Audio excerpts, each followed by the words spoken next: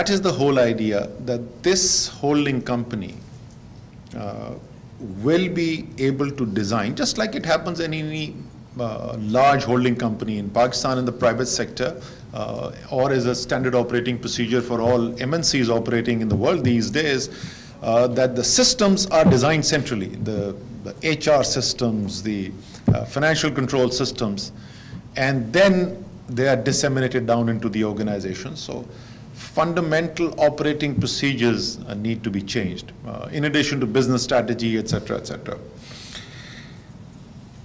Some of the other related aspects which need to be looked at, that's a subject for yet another report that the World Bank may want to look at,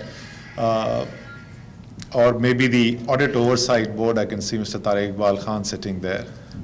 Maybe these guys can have a crack at it. So how is it that in a well-performing corporate, in a quality company, even in Pakistan, you can run procurement systems which are extremely efficient, where large procurement decisions can happen in a matter of days, and there's virtually no corruption. And the public sector has got these PEPRA rules all designed to curb corruption, where procurement decision takes months to take, and there is massive corruption. So there is a need to revisit that aspect of the governance, because one of the reasons why these organizations don't perform well are the PEPRA rules themselves. So many different aspects that need to be looked at. We just got cabinet approval for a change, and as it happens, I can see Shahbaz Rana there, as it happens in Pakistani journalism, while the system was rotten and World Bank projects were stuck in a pipeline, there was no issue with it. But when we dealt with that issue and we went to the cabinet and we had the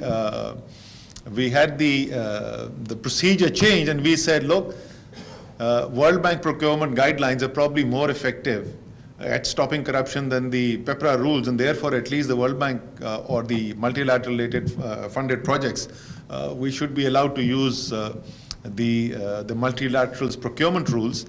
That has, now that we fixed the problem, now it's made it to the headlines of the newspapers today that the pipeline is blocked.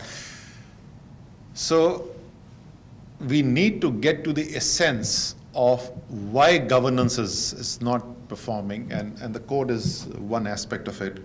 But that leads me to the last part, which is when you go into the enforcement of these rules, what the Security and Exchange Commission has to consider is, what's the larger national good here? What is it that we are trying to do for improved performance of the economy as it relates to the corporate sector? That we want to encourage more and more companies to come into the fold of corporatization, they incorporate themselves, and then many of them go on to become listed companies. Because it's important to keep that goal in mind. And then for those companies which are listed to utilize the capital market, to mobilize national savings and allocate those savings into productive assets. So I've got both the chairman of the stock exchange here and the chairman of the Security and Exchange Commission here. So we need to get beyond telling us what everybody knows, which is companies are not getting incorporated, that incorporated companies are not listing, those which are listed are keen to get delisted. It's time to take action. I've said this the other day in Karachi, referring to the central bank, and I'll say it about the Security and Exchange Commission also, and as the frontline regulator, the stock exchange. The problem with, to me as a simpleton, the problem that I can see, one of the problems with these regulators, is that they've got people who are very, very bright, intelligent people with massive IQ. So they have the ability to think a lot. So I would appreciate if we dumb down these processes a bit, so for heaven's sakes, decisions get taken, okay? So what is happening, what I'm afraid of here, these may be great governance rules, but the way they get enforced are only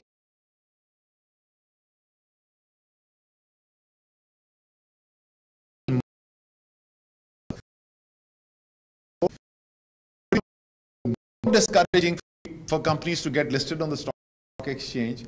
So you have to keep that end result in mind. It's obviously important that institutions be governed, and that's, now I'll go back to what I said in the beginning. Pakistan may have taken the decision we want to make these mandatory. That's a double-edged sword.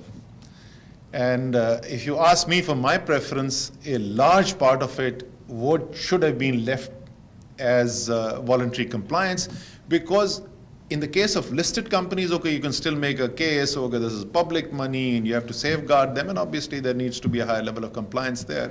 But a company which is operating as sole proprietorship and you want to encourage them to become an incorporated body,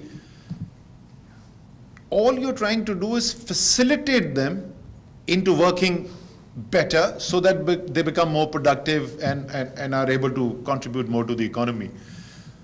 That should not be, poor governance should not be a sin for companies like this. And obviously there are some aspects of it. Obviously if you're keeping double accounts, you're cheating on your taxes, that's different. You know what I'm talking about. I'm talking about the compliance burden. So please do look at it. Please do not have a system where a service sector company, to quote the number from Elango, has 1,500 regulations to fulfill and has to face 40 agencies which come in to enforce those regulations. And I'll keep a margin for error. At least 39 of those 40 regulators are going to come in with no interest whatsoever in making you comply, but only interested in what rent they can extract from you. So, please do look at these systems as well. And if there are systems, there are laws which require changes, if there are executive authority functions which reside with the federal government, which can help you achieve those, we would be happy to help out with that. But just to sum it up, I want to congratulate all those who were involved in the Code of Corporate Governance effort at having put together a code which is better than what we had before. And I want to thank the World Bank for carrying out the review and having invited me for this forum. Thank you very much.